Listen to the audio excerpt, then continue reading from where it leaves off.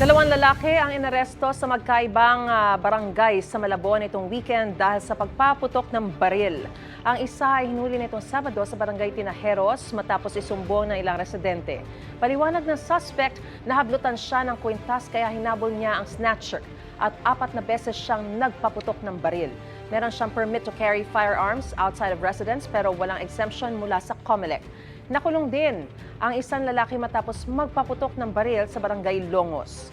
Wala siyang naipakitang dokumento para sa kanyang baril. Wala rin siyang pahayag. Maharap ang dalawa sa mga reklamo kaugnay sa election gun ban. Gusto mo bang mauna sa mga balita? Mag-subscribe na sa GMA Integrated News sa YouTube at tumutok sa unang balita.